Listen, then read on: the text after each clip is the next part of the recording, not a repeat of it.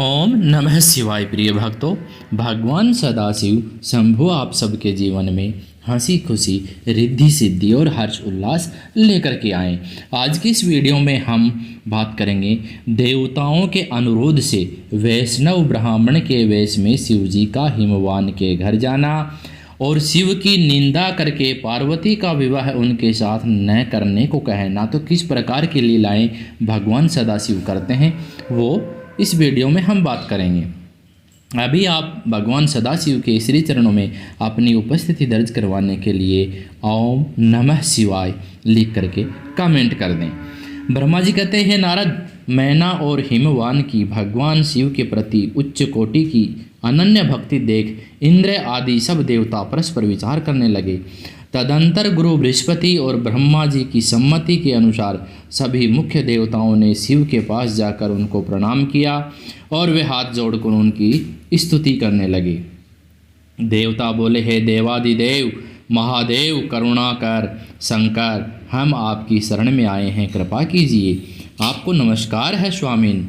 आप भक्त वत्सल होने के कारण सदा भक्तों के कार्य सिद्ध करते हैं, दीनों का उद्धार करने वाले और दया के सिंधु हैं तथा भक्तों को विपत्तियों से छुड़ाने वाले हैं। इस प्रकार महेश्वर की स्तुति करके इंद्र सहित संपूर्ण देवताओं ने मैना और हिमवान की अनन्य शिव भक्ति के विषय में सारी बातें आदरपूर्वक बताई। देवताओं की यह बात सुनकर महेश्वर ने उनकी प्रार्थना स्वीकार कर ली और हंसते हुए उन्हें आश्वासन देकर विदा किया। तब सब देवता अपना कार्य सिद्ध हुआ मानकर भगवान सदाशिव की प्रशंसा करते हुए शीघ्र अपने घर को लौटकर प्रसन्नता का अनुभव करने लगे।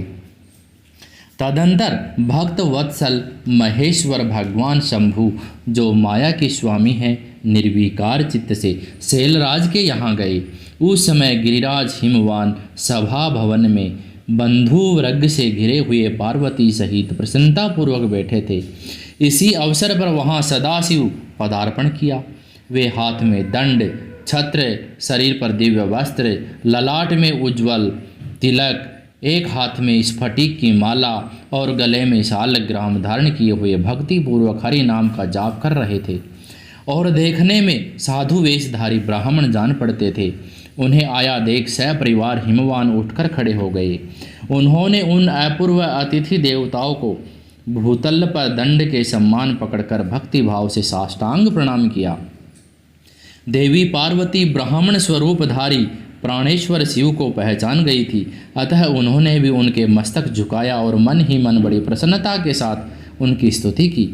ब्राह्मण रूपधारी शिव ने उन सब को प्रेम पूर्वक आशीर्वाद दिया, किंतु शिवा को सबसे अधिक मनोवांछित शुभ आशीर्वाद प्रदान किया।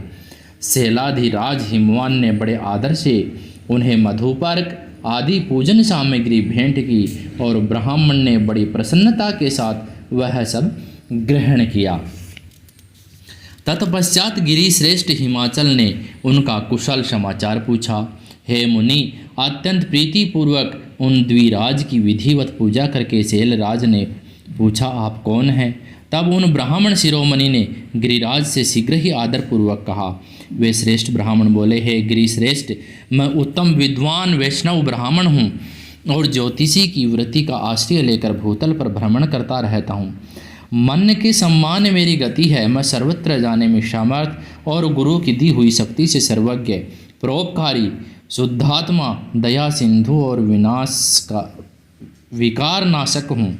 मुझे ज्ञात हुआ है कि तुम अपनी इस लक्ष्मी सरीखी सुंदर रूप वाली दिव्य सुलक्षणा अपनी पुत्री को एक आश्रय रहित, असंग, कुरूप और गुणहीन वर महादेव के हाथों में देना चाहते हो।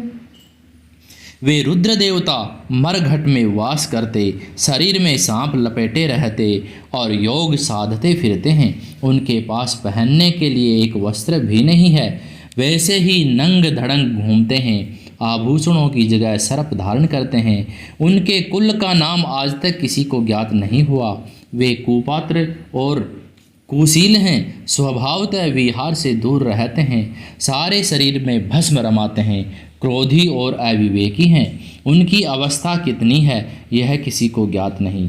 वे अत्यंत कुशित जटा का वेश बोझ सदा सिर पर धारण किए रहते हैं। वे भले बुरे सबका आश्रय देने वाले, भ्रमणशील, नागहारधारी, भिक्षुक, कुमार्ग परायण तथा हठपूर्वक वैदिक मार्ग का त्याग करने वाले हैं। ऐसे अयोग्य वर को आप अपनी बेटी ब्याहना चाहते हैं। अचल राज, अवश्य ही आपका यह विचार मंगलदायक नहीं है। नारायण कुल में उत्पन्न ज्ञानियों में श्रेष्ठ गिरिराज, मेरे कथन का मर्म समझो। तुमने जिस पात्र को ढूंढ रखा है वह इस योग्य नहीं है कि उसके हाथों में पार्वती का हाथ दिया जाए।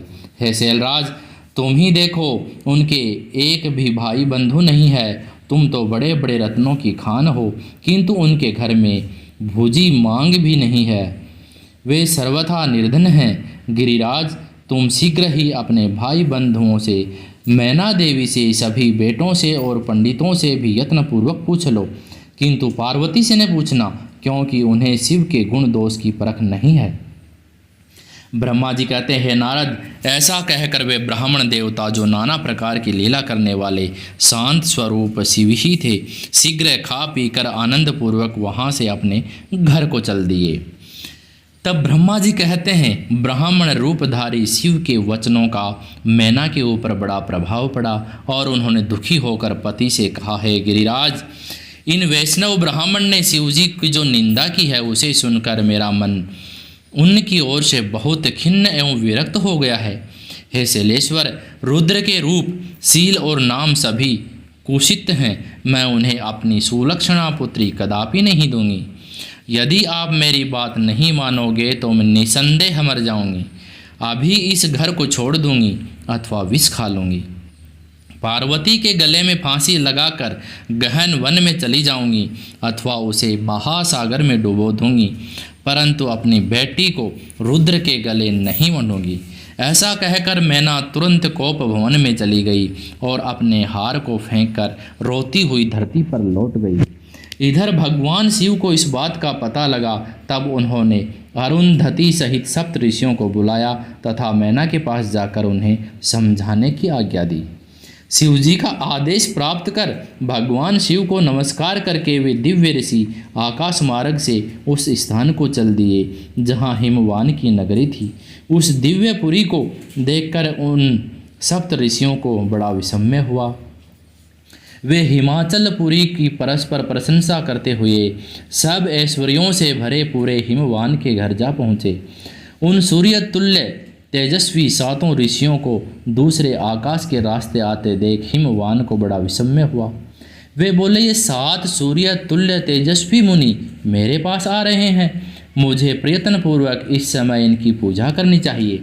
सबको सुख देने वाले हम गृहस्थ लोग धन्य हैं, जिनके घर में ऐसे महात्मा पदार्पण किया करते हैं। ब्रह्मा जी कहते हैं, इसी समय वे मुनि आकाश से उतरकर पृथ्वी पर खड़े हो गए। उन्हें सामने देख हिमवान बड़े आदर के साथ आगे बढ़े और हाथ जोड़ मस्तक झुकाकर उन सप्त ऋषियों को प्रणाम करने के पश्चात उन्होंने बड़े सम्मान के साथ उन सब की पूजा की तथा उन्हें आगे करके कहा, मेरा गृहस्थ आश्रम आज धन्य हो गया है। यूँ कहकर उन्हें बैठने के लिए भक्ति पूर्वक आसन लाकर दिया। जब वे आसनों पर बैठ गए तब उनकी आज्ञा लेकर हिमवान भी बैठे और वहाँ उन ज्योतिर्मय महर्षियों से इस प्रकार बोले। हिमवान ने कहा, आज मैं धन्य हूँ, कृतकृत्य हूँ, मेरा जीवन सफल हो गया है। मैं लोक में बहुत से तीर्थों की भांति दर्शनीय बन गया हूँ, क्योंकि आप जैसे विष्णु रूपी महात्मा मेरे घर पधारे हैं। आप लोग पूर्ण काम हैं। हम दोनों के घरों में आपका क्या काम हो सकता है? तथापि मुझे सेवक के योग्य यदि कोई कार्य है तो कृपापूर्वक उसे अवश्य कहें। उसे पूर्ण करने का मेरा जीवन सफल हो जाएगा। ऋषि बोले, हे शैलराज, भगवान शिव को जगत का पिता कहा गया है और शिवा जगन माता मानी गई है, अतः तुम्हें महात्मा शंकर को अपनी कन्या देनी चाहिए। हे हिमालय, ऐसा करके तुम्हारा जन्म सफल हो जाएगा तथा तुम जगत गुरु के भी गुरु हो जाओगे, इसमें संशय नहीं है।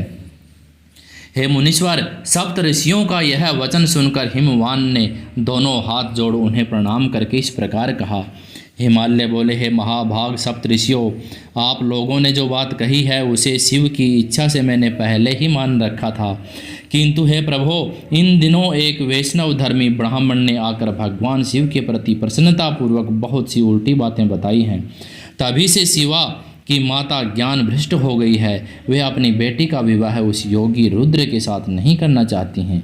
हे ब्राह्मणों, वे बड़ा भारी हट करके मेले कपड़े पहन कोप भवन में चली गई है और समझाने पर भी समझ नहीं रही है। मैं भी उस वैष्णव ब्राह्मण की बात सुनकर ज्ञान भ्रष्ट हो गया हूँ। आपसे सच कहता हूँ, भिक्षुक रूपधारी महेश्वर का बेटा देने की मेरी भी अब इच्छा नहीं है। ब्रह्मा जी कहते हैं, नारद, मुनियों के बीच में बैठे हुए शैलराज शिव की माया से मोहित हो उपयुक्त बात कहकर चुप हो रहे। तब उन सभी सप्त ऋषियों ने शिव की माया की प्रशंसा करके मैनाक के पास अरुंधति को भेजा। पति की आज्ञा पाकर ज्ञानदायिनी अरुंधति देवी तुरंत उस घर में गई जहाँ मैना और पार्वती थी। जाकर उन्होंने देखा मैना शोक से आकुल होकर पृथ्वी पर पड़ी है।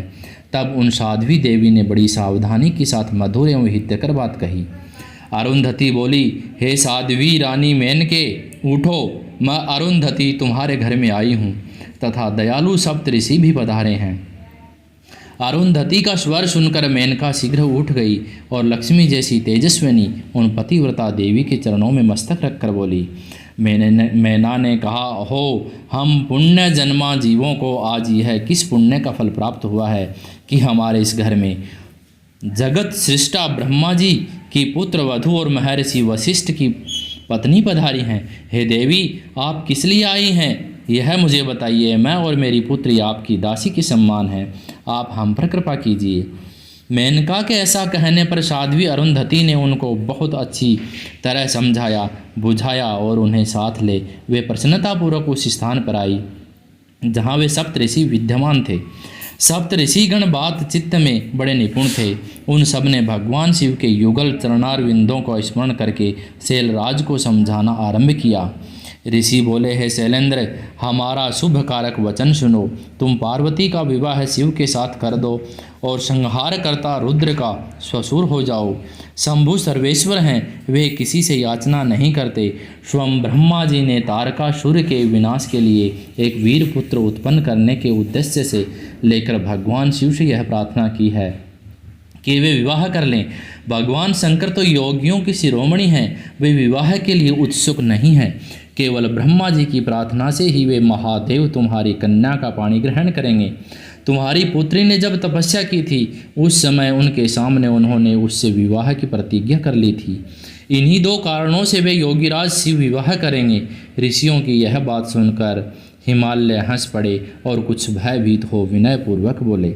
हिमालय ने कहा, मैं शिव के पास कोई राजोचित सामग्री नहीं देखता हूँ। उनका न कोई घर है, न ऐश्वर्य है और न कोई स्वजन या बंधु बांधव ही है।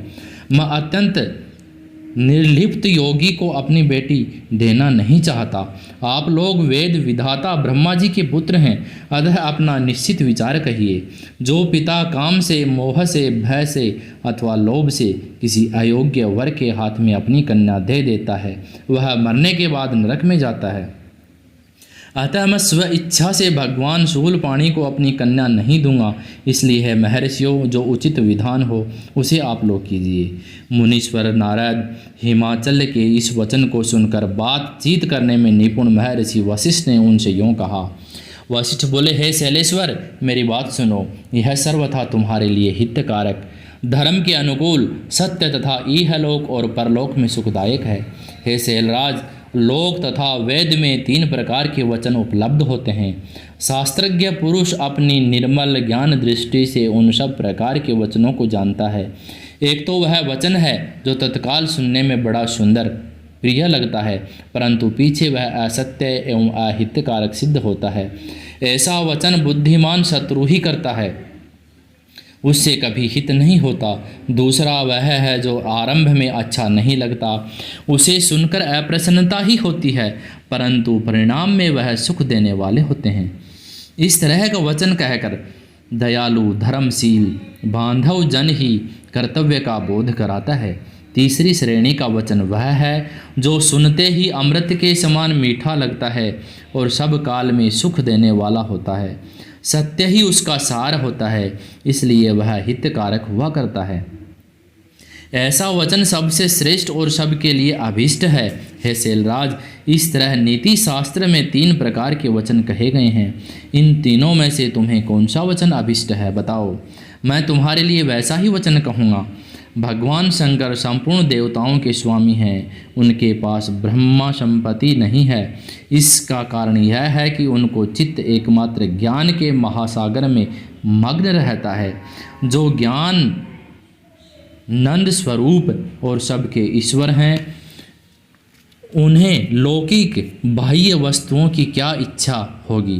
गृहस्थ पुरुष राज्य और संपत्ति से सुशोभित होने वाले वर को अपनी पुत्री देता है, क्योंकि किसी दीन दुखी को कन्या देने से पिता कन्याघाती होता है। उसी कन्या के वध का पाप लगता है। कौन जानता है कि भगवान शंकर दुखी हैं। कुबेर जिनके किंकर हैं, जो अपनी भ्रूभंग की लीला मात्र से संसार की सृष्टि और संहार करने में समर्थ हैं। जिन्हें गुणातीत परमात्मा और प्रकृति से परे परमेश्वर कहा गया है। सृष्टि पालन और संहार करने वाली जिनकी त्रिविध मूर्ति ही ब्रह्मा विष्णु और हर नाम धारण करती हैं, उन्हें कौन निर्धन अथवा दुखी कह सकता है।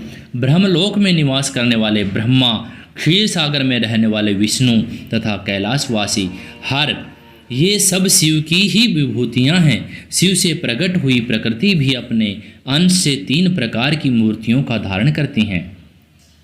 जगत में लीला शक्ति से प्रेरित हो वह अपनी कला से बहुत सा रूप धारण करती हैं।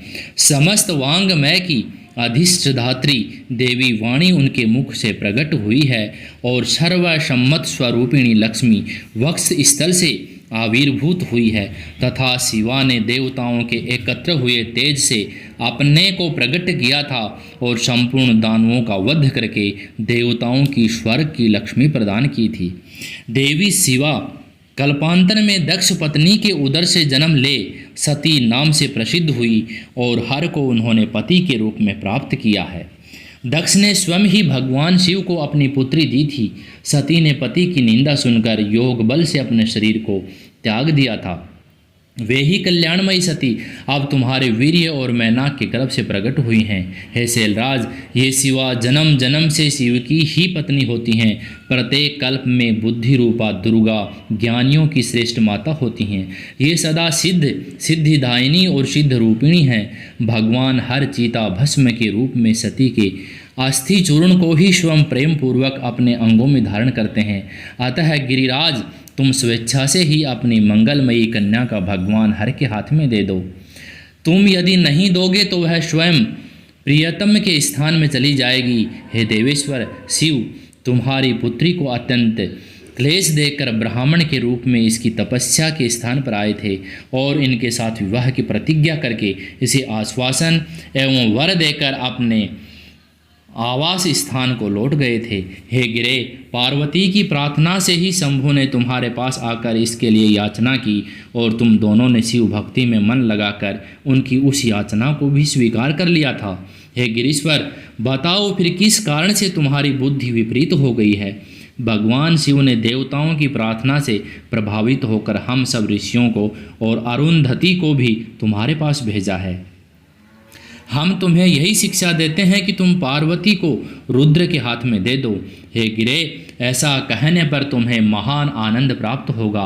हे शैलेंद्र, यदि तुम स्वेच्छा से अपनी बेटी शिवा को शिव के हाथ में नहीं दोगे तो भावी के बल से ही इन दोनों का विवाह हो जाएगा। हे तात, भगवान शंकर ने तपस्या में लगी हुई पार्वती को ऐसा ही वर दिया है। ईश्वर की हुई प्रतिज्ञा कभी पलट नहीं सकती। हे गिरिराज, ईश्वर के वश में रहने वाले समस्त साधु पुरुषों की भी प्रतिज्ञा का संसार में किसी के द्वारा उल्लंघन होना कठिन है, फिर साक्षात ईश्वर की प्रतिज्ञा के लिए तो कहना ही क्या है।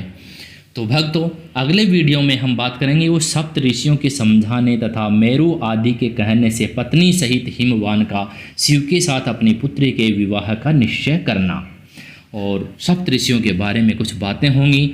तो अगर आपने सदाशिव के श्री चरणों में अपनी हाजिरी नहीं लगाई है तो ओम नमः शिवाय लिख करके अपनी उपस्थिति दर्ज अवश्य करा लें। ओम नमः शिवाय।